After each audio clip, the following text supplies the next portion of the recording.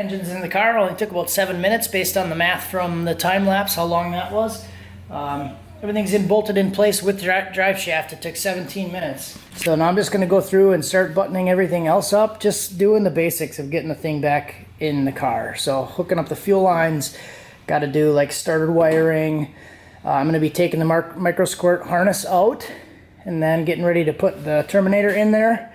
And I think I'm going to leave the exhaust like this and have the turbos kind of facing the same way. I kind of would like to actually push on that setup a little bit and see what it does, like with them face back like this.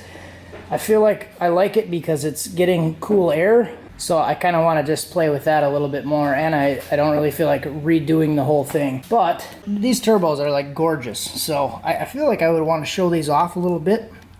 Nice billet wheel, but they'd be facing backwards, so we'll see how that goes. I think in the interest of time, I'll just keep it kind of set up how it was.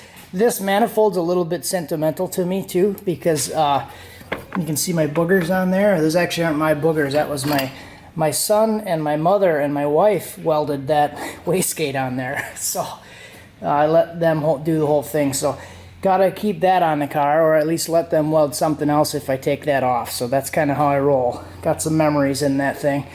Yeah, rest is just basics. I'm not changing the intake. I would like to maybe go to a different intake later, but this way I won't have to change any of the intercooler piping.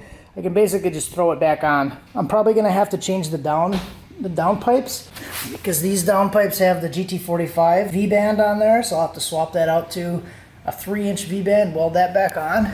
And I'm going to have to do the, I ordered some different couplers to go from the turbo to the piping, because the GT45s have like a really big outlet. I think it's like 275 or something like that. I didn't even measure it, but yeah, a lot of the stuff. I might do more time lapse, probably not show a lot of it. It's really just plugging stuff in. Insert Eye of the Tiger music for slow motion panning shot thing. There it is. Got a lot done today. I didn't really have a whole lot of time. I think this was probably about 2 hours. Got everything in, most of it buttoned up. I am gonna have to weld the new V-bands on, like I said, but everything fits pretty nicely.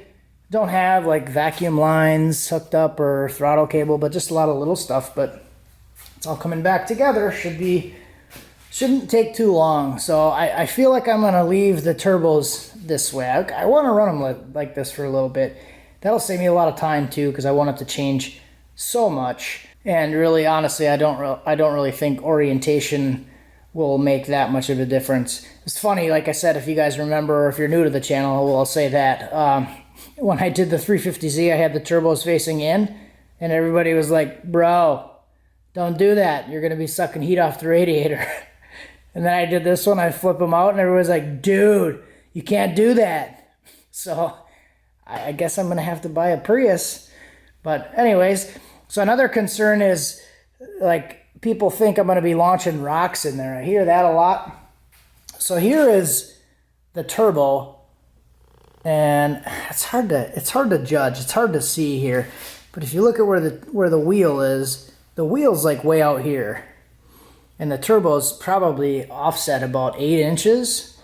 So it's not like it's directly above the wheel where it's going to be launching stuff in there. So I'm not really too worried about it. Everyone else is, as usual, but should be okay. But we're going to wing it. I mean, it's not like a daily driver or anything either. It's going to be mostly a track car, and maybe drive it to the track. It's like a 15-minute drive on a good day. So, yeah.